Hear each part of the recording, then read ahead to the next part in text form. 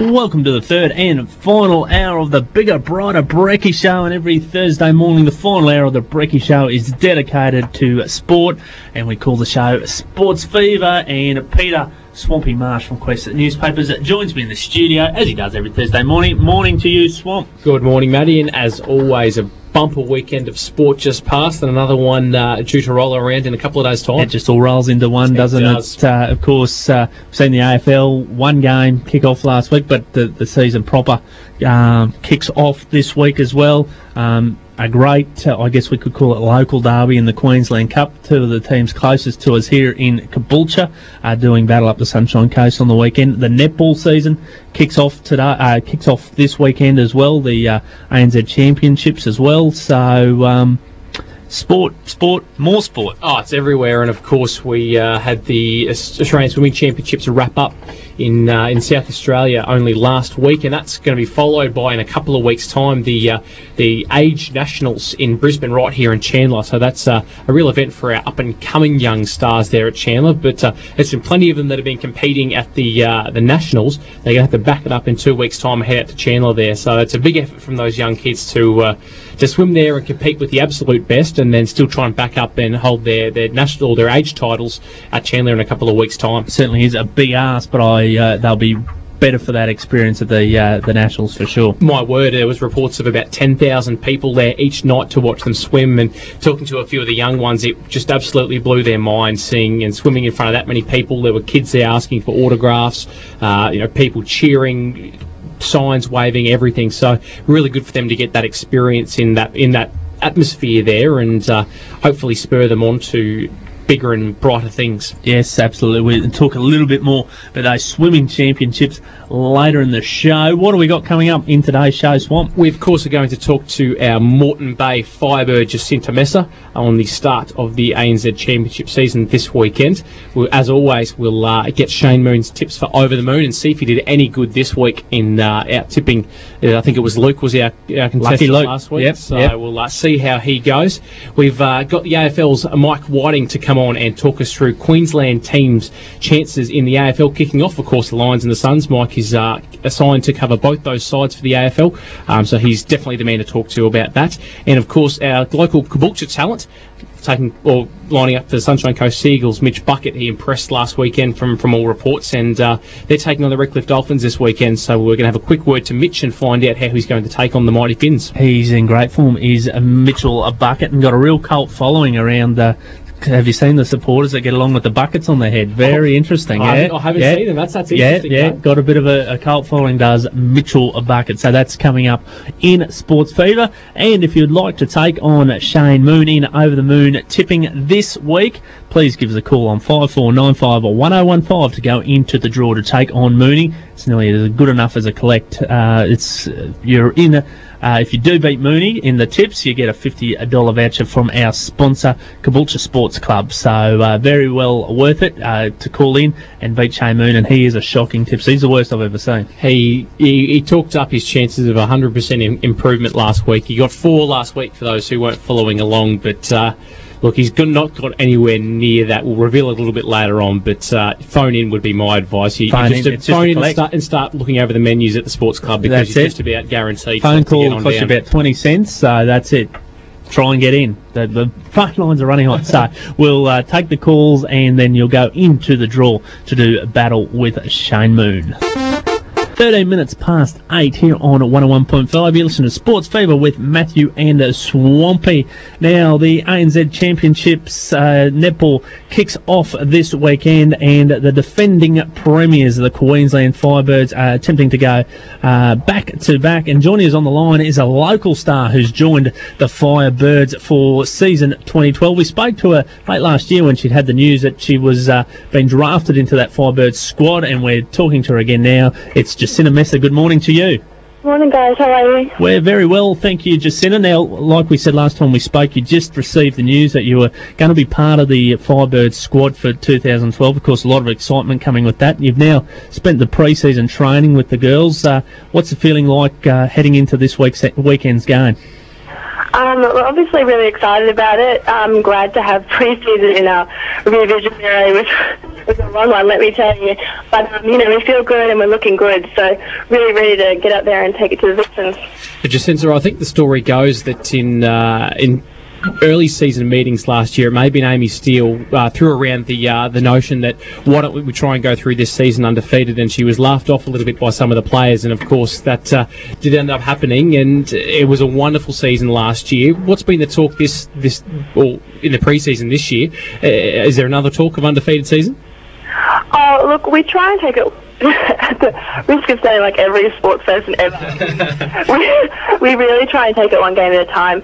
We talk a lot about drawing the analogy between a season as to a mountain, and we're at the bottom of the mountain. Nobody owes us anything. The slate's completely wiped clean. So, it would be ideal to walk away again with an undefeated season, but we have a lot of work to do between now and then, so we'll just have to see how it goes. Yeah, now while we're on the sporting cliches, I guess the Hunters become the hunted this year, isn't it? Because I guess the Firebirds flew under the radar a little bit early in the year and caught a few teams by surprise, but of course having that undefeated season, you've sent the benchmark, and you'll be the team all the teams want to knock off, particularly early in the season while they try and make their mark on the season.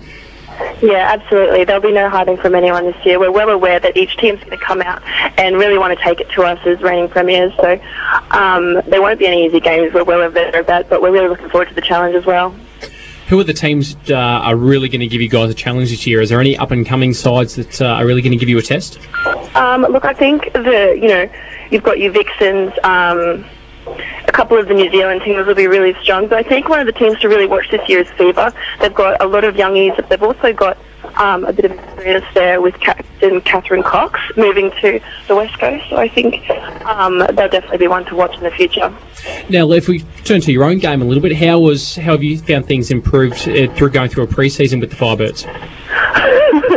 Look, there are a couple of times where I honestly thought to myself, this is it, you're not going to make it, but I got through it and I'm a lot stronger for it. It is a huge step up, so still learning, but it's a great environment to be learning in, and I'm really happy with how I'm going at the moment. And any goals for yourself this season? What are you aiming to? What's going to make a successful season for Jacinta Messer? I think doing the groundwork, really putting in as much as I can at training, working on the little things like dictating and strong hands over the shot, and all those little things that are really going to add up to improve my game. Now, crowds were a massive increase in last year, and they seem to grow every year with the ANZ Championship. Are you looking forward to heading out there, this season and hopefully having a strong Queensland crowd behind you every match? Yeah, absolutely. I know that our first game is sold out, and which is just unbelievable. And it goes to show what a brand the Firebirds and the ANZ Championship has really become. I know I used to go there when I was watching the games when I was like 12, 13, and you could really fire a cannon in the place. So it's great to see women's sport, and particularly netball, come as far as it has. And to be sold out in the first game, that's incredible, and I think that's amazing to see and to be part of. Yes, absolutely amazing, and Queensland has got right behind the Firebirds as a team and a brand, and we're looking forward to season 2012. Now, it all kicks off this Sunday. Unfortunately, it's April Fool's Day. I hope it is not a joke as you take on the Melbourne Vixens. How do you feel about playing on April Fool's Day? I think we'll be okay. It's still midday, isn't it? That's it. It's after midday, so you'll be all okay. Fine, we're good. We're in the clear. That's it. No jokes at all. So hopefully we kick off the season with a win, and we really appreciate your time, Jacinta, and good luck for 2012. And no doubt we'll touch base with you throughout the season. Sounds good. Thanks, guys. Thanks, Jacinta. Thanks, Jacinta. Okay, bye. Swampy, another one of these stars that we talk about from the local area that work their way up right through to, in netball terms, the elite level. And we're going to talk to another, one in a similar position, Mitch Bucket, soon. But it just shows that there is that definite pathway for our young stars in this region. Yeah, and it's fantastic because netball is such a huge sport for young girls, and there's absolutely no reason why they shouldn't be afforded the same opportunities as young boys running around playing rugby league or Australian rules. Netball associations week in, week out are absolutely packed with families and girls and, cheering them on. And it's wonderful that they've got this pathway there now that they can see if they really put their head down, they can work their way through to a professional career in the sport. And just on a couple of our up-and-coming young stars, the Australian titles are actually being held in Hobart, if not this week or starting this weekend, I'm pretty sure. We've got 3 local competitors in Mary Josie, Dominique Scott and Mahalia Cassidy playing in both the under 17 and under 19 teams for Queensland there. So there's 3 ones to keep an eye on for the future. We might be getting those girls on to tell us about the Firebird season in a couple of years' time. They're doing well. Is Dominic Scott from the famous Scott family? Is that from the same family? I don't think so. No.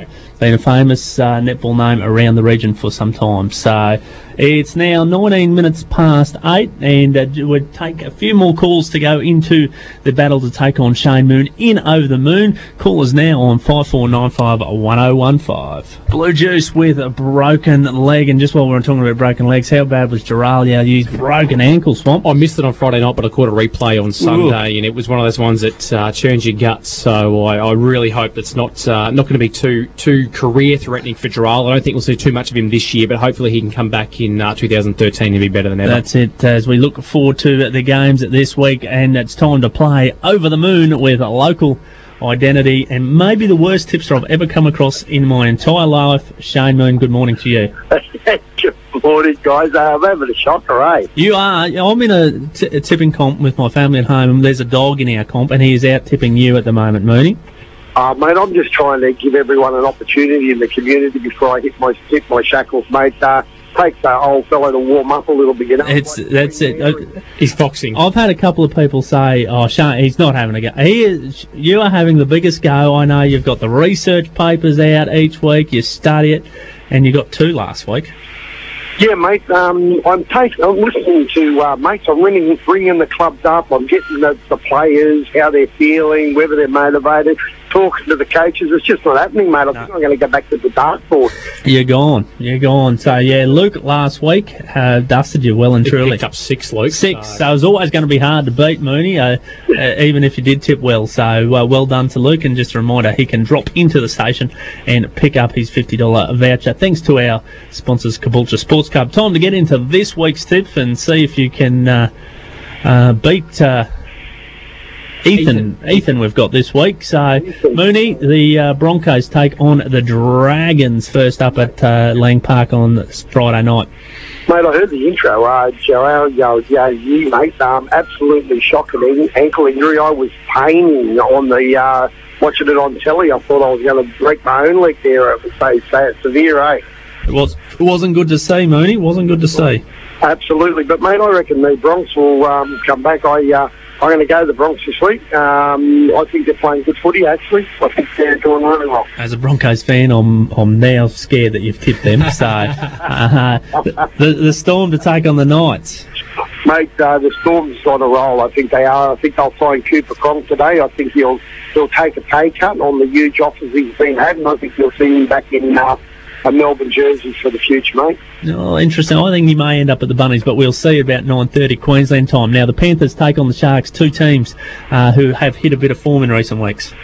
Mate, I'm only going for Panthers because it's a home big, mate. I think Lewis is playing a record amount of games. I think that's 200th game, yep. Yeah, so I'm going to go Penrith at home with their captain, Luke Lewis, hitting his 200 games, and I think they'll put it in for him. Now, here's a test of your loyalty. Your Parramatta Eels taking on the defending premiers, the Manly Seagulls. Mate, geez, I'm pleased I'm a Queensland. I'd hate to be a Parramatta fan, hey? Absolutely. Thank God I got the Broncos, the Cowboys, and the Titans to choose from up here as a true Queenslander. I'm Manly, mate. Manly, rightio. The Roosters. I've jumped ship severely this week. You're on, you're solid in a crisis. The Roosters taking on the Warriors. Mate, I think the Warriors are playing good football. I think they, I hate to say it, the Kiwis, but I think they're really putting it together, and I think the Roosters are in struggles for it. I really do. So I'm going to stick with Warriors. I think even though they've got to come across the ditch and play over here, I think they'll do well. The Titans coming off the Bulldogs, who lost their first game of the year last week. Mate, I'm going to go Bulldogs to get back into form. Bulldogs to hit form. The Tigers, who appear to be in a bit of crisis, versus the South Sydney Rabbits. Mate, I'm going to stick to Rabbits. I went with them last week over in Western Australia, where they usually have a win.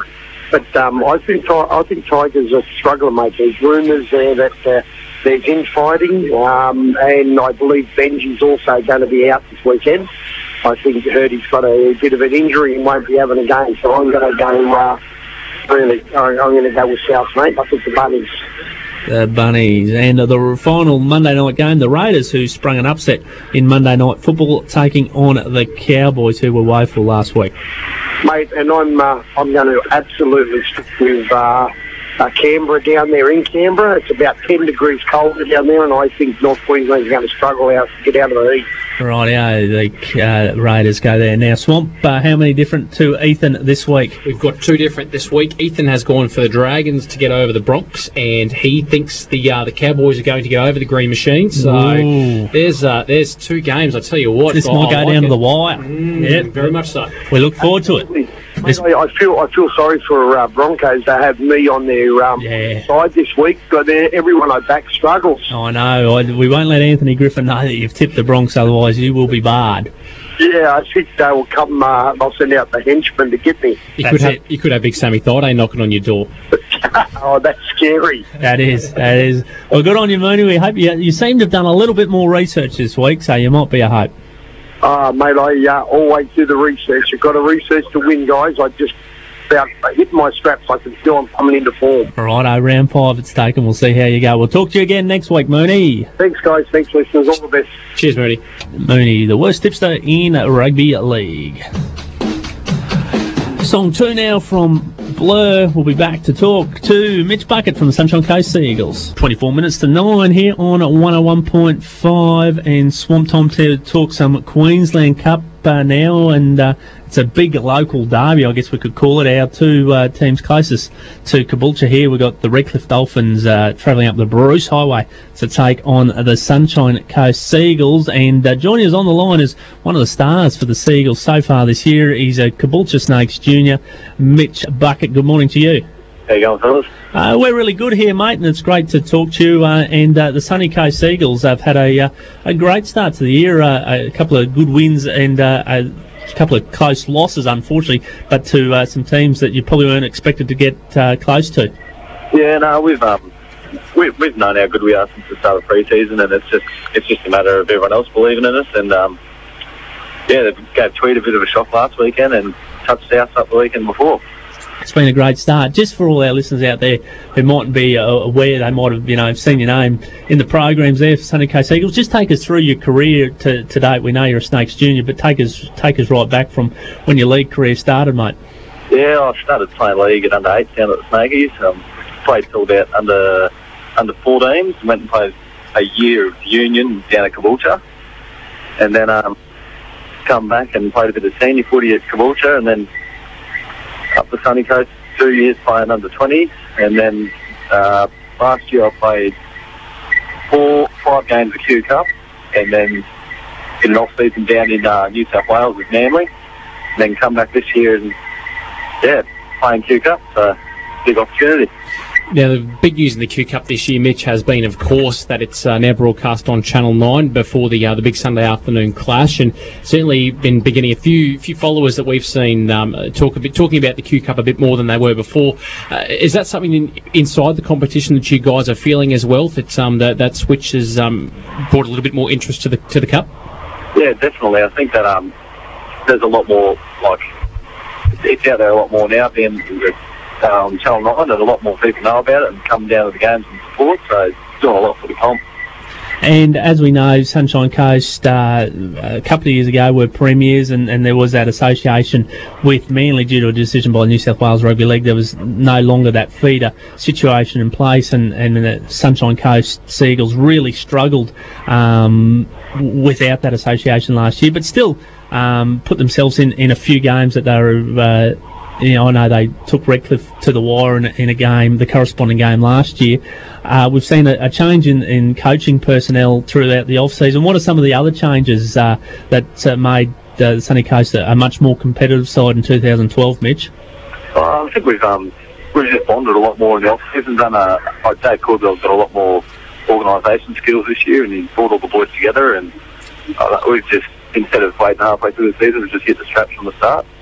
And I guess one of the key signings for the Sunshine Coast was former Broncos under-20 player, and he spent some time at Redcliffe, but he is a Sunny Coast junior, and he's your skipper, Todd Murphy. He's been great for you so far this year.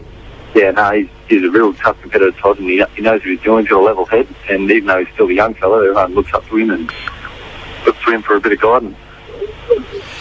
Mitch, of course, in a corresponding game last year, the Eagles took Redcliffe all the way. How are you feeling ahead of this weekend's clash with the Dolphins?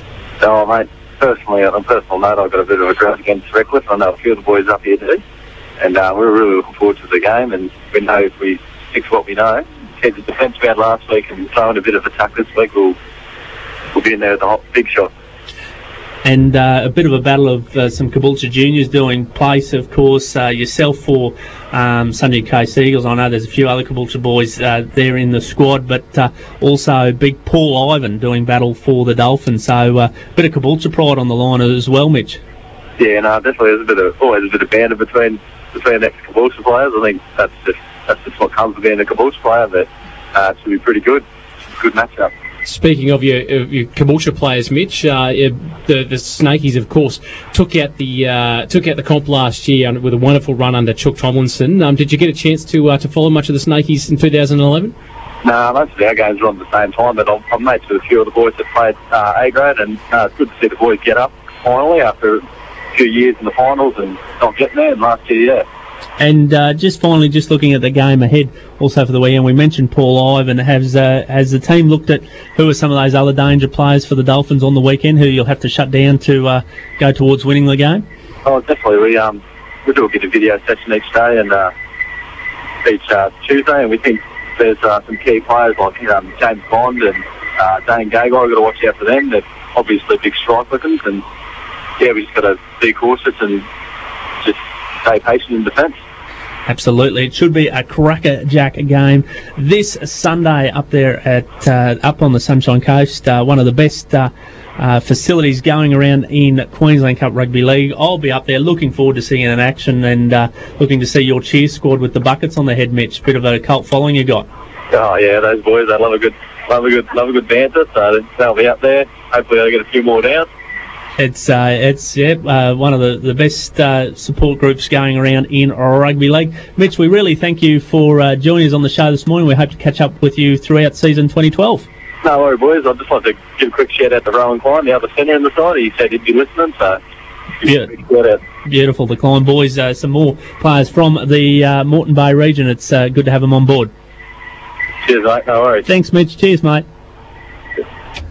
A very talented player there, Swamp, Mitch Bucket. Yeah, my word, he is, and it's going to be really good to see those Caboolture guys go hammer and tongs at each other on the opposing sides in the Queensland Cup. And just on Redcliffe, quickly, Matty, I know we were both there at the weekend, and the Finns looked the goods after some early shakes there. I think Ipswich put 2 tries on them in the opening 6 minutes, and things looked to be getting away from the Dolphins pretty quickly, but they hung tough and just blew the game open in the second half. Yes, good performances there by the Broncos affiliates, Capewell and Gagai. Played really well, as did Caboolture boy Paulie Ivan, and then 3-try hero Delroy Berryman, who grabbed a hat-trick, made the most of his opportunity in Queensland Cup. Yeah, showed some really fancy footwork for that last try as well. I think former Stanley Rivers player Aaron Whitchurch took a bit of a run down the wing and dropped it onto his boot, and Delroy gave it another crafty little kick and dived on it to finish it off. But yeah, they're flying high, the Dolphins at the moment, and spoke to Chris Farrell during the week, of course, the captain, and he said that they're trying not to get much of a head. He said they started the last 2 seasons well, but have really faded when it came to the important times at the end. So he's saying, look, they're happy with it, but they're not entirely happy till to make that grand final at the end of the year. So that's good signs as well that this isn't a big thing for them. They just want to keep rolling week to week and keep improving. That's right, and it was probably this game last year. It was a little bit later in the season, but where the Redcliffe were travelling high and Sunshine Coast pushed them right to the end, and it wasn't until some J Bond magic right at the end of the game that got Redcliffe out of trouble. And as we've said too, Mitch Sunshine Coast, much improved side this year.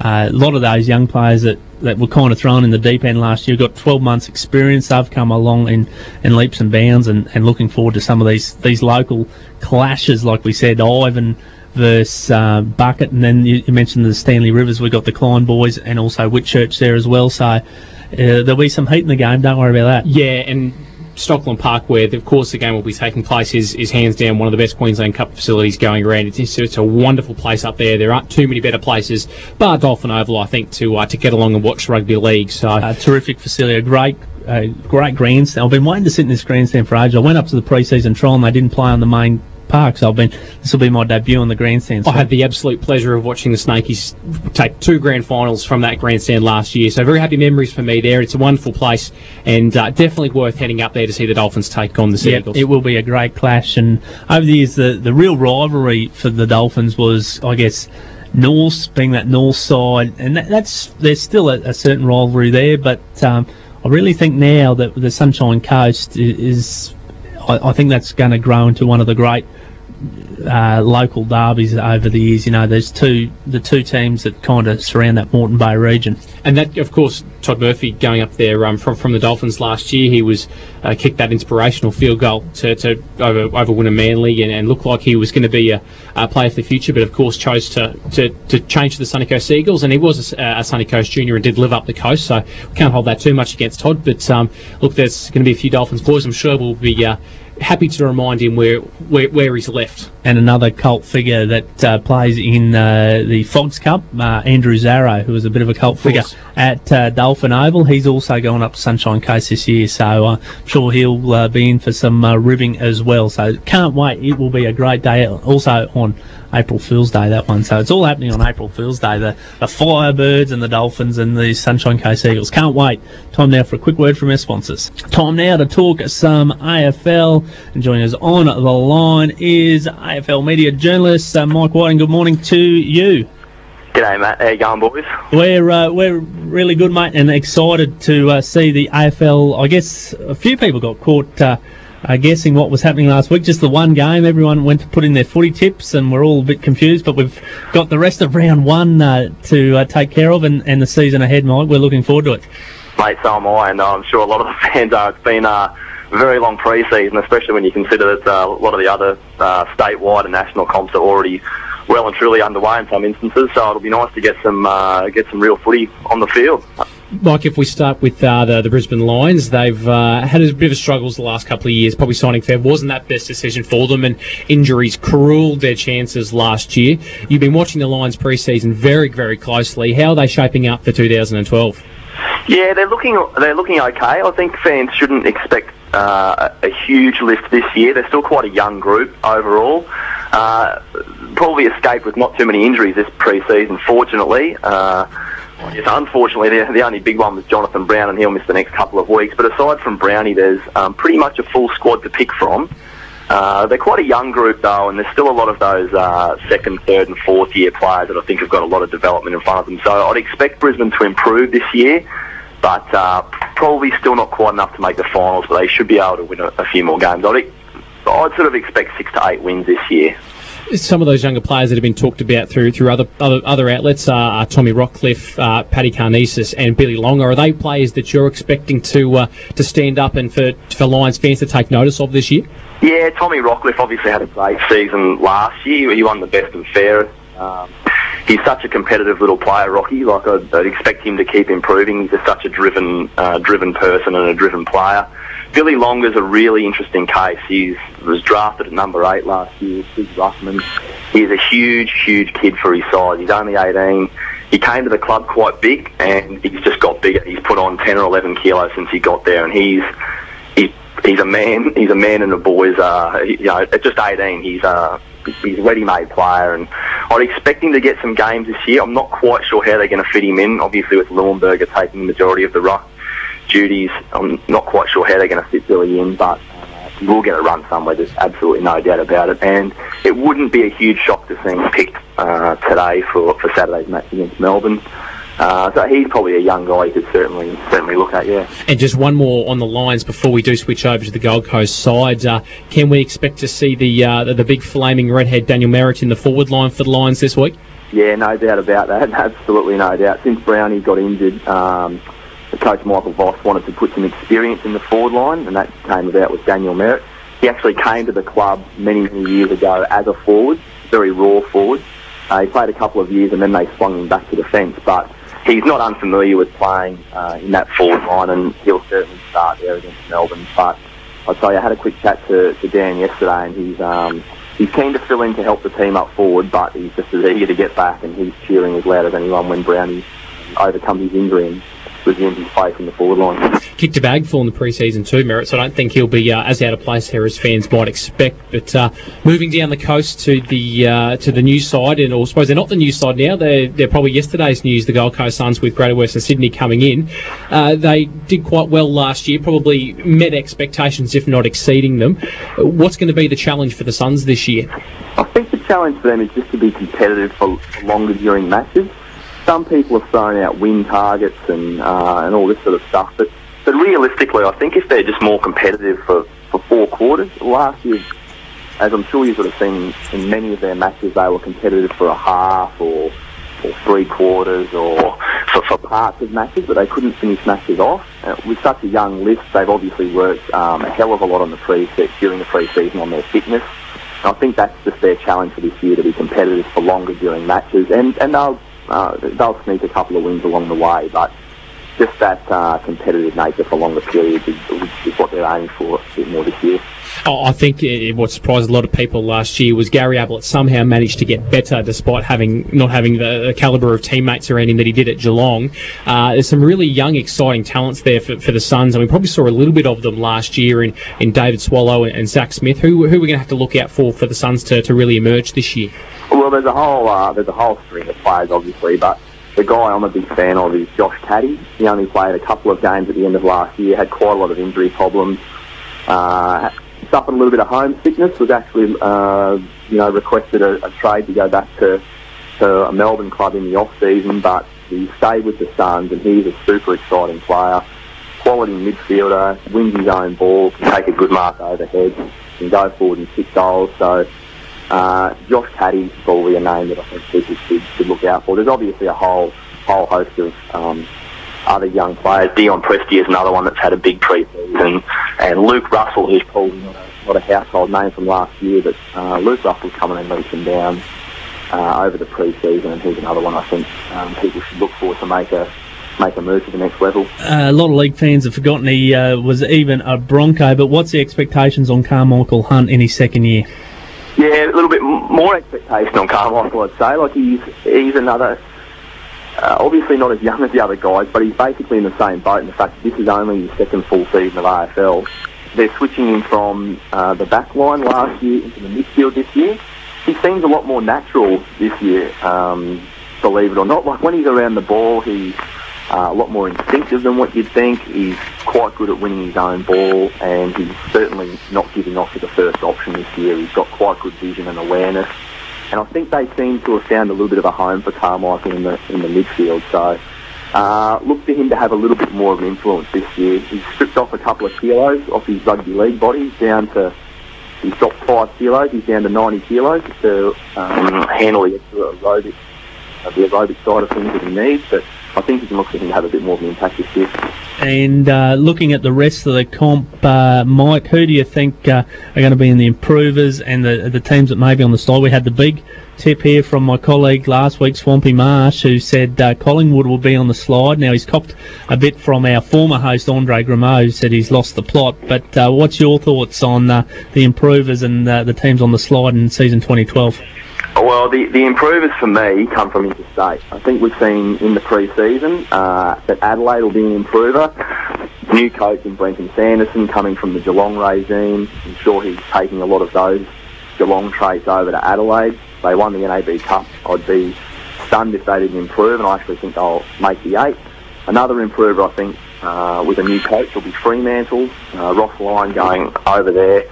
not just Ross Lyon's impact, but also the fact that they've got they had a hell of an injury list last year. So much talent sitting on the sidelines. If they can avoid that this year, I'd expect them to make the 8 as well. Now for the sliders, and I know you just mentioned your host, co-host Andre Grimaud there. He's not going to be happy with this, but I think St Kilda might be in for a few struggles this year. They just waned a little bit last year. I mean, they've been rejuvenated coach in Scott Waters, but I think they might be one of the teams that are going to struggle to retain their spot in the top 8.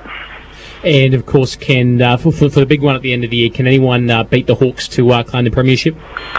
Well, I've tipped the Hawks to win the premiership, so I could look like a goose come later in the season, but I think they're the ones to win it, and the team I think that will give them the biggest challenge will be West Coast. Unfortunately, they've had a couple of injuries to key players, in Mark Lacroix and Mark Nikoski, but I think they're such a rugged team, West Coast. They've got all the ingredients. They've got a great ruckman. They've got big, tall forwards. They've got great key defenders, and the likes of Darren Glass. Terrific midfield. I think they've got all the pieces. So Swampy and I last week, he declared the Hawks, I declared the West Coast Eagles, so you seem like you're a pretty good judge there, Mike. Yeah, well, we'll soon see. We're all geniuses before a match has been played, aren't we? That's it. We can easily lose the podcast to this if they start going a bit south throughout the season. So, but if they go good, you know it'll be replayed many a time. Thanks for your time this morning, Mike, for that great insight into season 2012. We can't wait to see it in action. Sounds good, boys. Glad to be with you. Good on you, Mike. Cheers, Talk Mike. to you throughout the season. Will do. Swamp, Mike Whiting, geez, he knows his AFL. My word, he does. He's posted to cover the Suns and the Lions very closely, and there's few better who can provide an insight into the two Queensland teams. And it doesn't sound like, I think both sets of AFL fans in Queensland didn't really have too much expectations for last year, and probably don't have them for this year. And that's probably a good thing. They're going to head into seeing a bunch of new players develop, some exciting talents come through, and that's a good thing. They can really get behind some of these young guys. And I'm really looking forward to the season kicking off myself. Yep, no, can't wait, and looking forward to it, and make sure we'll see West Coast and Hawthorn. Everyone's tipped Hawthorn. Unbelievable.